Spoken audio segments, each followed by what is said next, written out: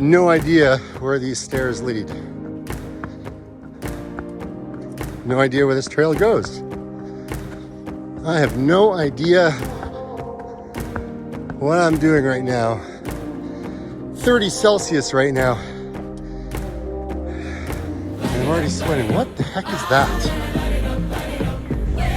Running slow is a fantastic way to build up your aerobic base. However, there comes a time where maybe you just want to do something different. And that's kind of what happened to me. Look, let me explain. When I started on this crazy adventure of mine with using the Maffetone method and zone 2 and just running slow to build an aerobic base, I didn't know where it would lead me. And yes, I was able to get faster. Yes, I was able to run an ultra marathon. Yes, I just kind of got my spark back and I really enjoyed what I was doing. However, there reaches a point where I've been experimenting a lot, like what works for me, what doesn't work for me, what I enjoy, what I don't enjoy about running. And there's a lot of things that, I don't know, it just, I've been craving something for quite some time and I haven't been able to kind of put my finger on it. And that was until May. Look, Maffetone training is great and I've seen interesting improvements over this past year as well, by incorporating biking and having a few more rest days. But I did a test back to back, 2 days in a row. I thought I would do the exact same thing, exact same time, just go out and see what happens from one day to another. And the one thing that I can say for, for you that have been using the method, you may know this already. But for others who kind of forget, who maybe just started, your heart rate changes from day to day. And you have all these different things that happen from, whether you have too much caffeine, whether you've eaten like garbage like the day before, or you've been eating bad for whatever, stress at work, bad sleep, you're dehydrated, all of these different things, right? They all contribute to heart rate, the temperature outside. So when I did this test on one day and then I did exactly the same the next day and I looked at the results and it's like, yeah, you can totally see that. So that's why, it's hard to do the same route every day and not try to compare it to the day before or the day before. It's so hard. That's why I've taken this whole approach to changing things up a little bit. I was craving friendship. I was craving somebody who could kind of keep me accountable. I was craving just another human connection that enjoyed doing something as much as I did. And that's when my business partner and I decided to kind of take up biking. And it was a very slow process. I mean, the very first day we went out, I was a little sore out for our ride, but whatever. However, over time, like it's been like, I know it's August now, and so we've been riding like every Wednesday for quite some time. And in this time, my friendship with my friend Sean has grown so strong. I met him when I was 15 years old, and I have all kinds of crazy stories from high school, from where we worked when we were younger together, and we stayed friends all these years. We've been able to grow our friendship even stronger. I think it's the strongest it's ever been. And that is because I decided to take one day away from my running. One day I decided I'm going to put my friend and I first on a different path. And that's when it came to just getting out on the trail, but not really on our, not really running, because he can't run. He has a problem with his leg, so he can't run. So for me, I decided, look, I'm taking a day off from running. I'm gonna bike with him, and we've been biking since. And in that time, we started off with like, a 1 hour ride, and then it went to an hour and a half, and then it went to 2 hours, then it went to 3 hours, then it went to riding in Toronto for like 91.5 kilometers.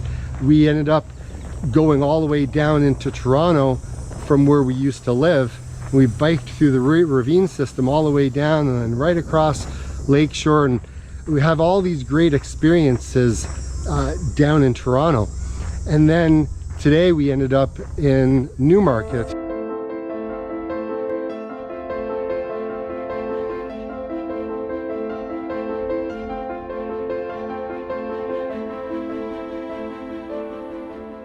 Not every day I can be running, and I've been looking for ways to get out and explore a lot of new places to run.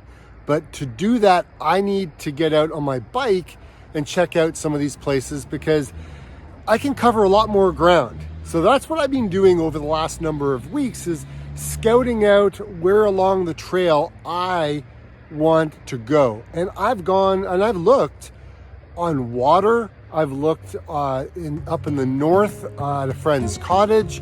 I've looked in Stratford. I've looked in all these different places, and I've just excited about some of the places that I'm looking to run next.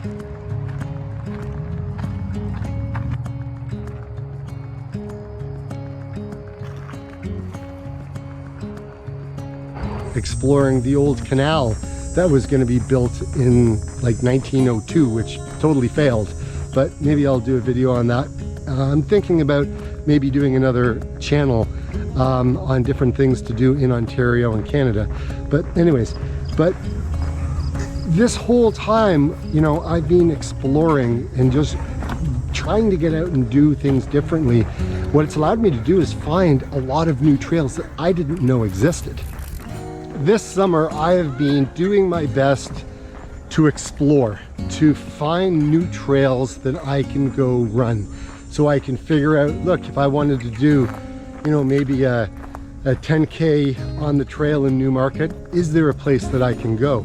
Is there a place in Toronto where I could maybe do, you know, 30K? Like, just trying to find different places for me to run, because you know, when you run the same route over and over and over and over again, it can get extremely monotonous. It can get very boring. It's just the same thing. I feel like it's, you know, like, I don't know, it's like Groundhog Day all over again, right? Like with Bill Murray. Like, I'm just, this year I needed something different. And it's provided me with a lot of cool experiences and exploring a lot of the places that I really didn't know existed. So this is cool. Like one of the places I want to run is up in Lion's Head, up in Tobermory. And so, you know, for my daughter's birthday, we took out a boat and we kind of went off and went sightseeing. And we went to a couple of cool places. One of them was the Grotto. And then you got the two islands that we went to that we saw. There was kind of like a cave out in the rock, like as you pull in. Like some really, really cool coastline of Ontario. It was a really special experience. And then the following weekend, I found myself going to visit a buddy of mine who they're able to rent this campsite for the year type of thing. It's on private land. Anyways, so I went up to surprise them. The beautiful area of Haliburton. Now this is northeast of Toronto. And my friends, they have got a place up on a lake in this cottage area. It's next to Algonquin. And there is a 100-miler that gets run in this particular area. And it's something that I've wanted to do for a long time. So today I thought I would go up, check out the area, and see if it's something that I could kind of get interested in. 100,000 acres. Holy crap, that's huge. And yes, if people are asking if there's bears, there are a few, but hopefully I'm not gonna see any. Well, that's the plan anyways. But we've got protection bear spray and bear bangers and stuff like that, so hopefully we'll be okay. It's a pretty sweet location for a long weekend. hanging out with friends. A little bit of running, but a little bit of relaxing too. Which totally worked. Everyone was totally surprised. And I just spent the day out there. And my buddy and I, we went running. And some of the trails that we went on, oh my gosh, he just totally kicked my butt. I just, you know, it was kind of shameful in a way. So in 2021, I went up to my buddy's little campground area, and we ended up doing a run. And like, he didn't necessarily do so well. He kind of internalized our run and then kind of used it for motivation to improve his physical fitness. And over the 2 years, he's turned into a beast. And now we did the same, kind of the same run again. Actually, no, a lot more elevation. And he's like a little ant, just boop, boop, boop, boop, or a mountain goat, just going up the hill. Unbelievable crazy. And he said that I motivated him to change his life. And I'm like, Gary, oh my gosh, like, you know, he's a really cool friend. Again, another old friend of mine back, you know, when I was 16 years old. So, you know, I've got some good friendships from back then, and he just used that as motivation. And then, so I kind of went, hold on a second, I gotta start making some changes to my life, because I have like no upper body strength. Like it's bad. It's bad because I haven't done very much on my upper in a long time.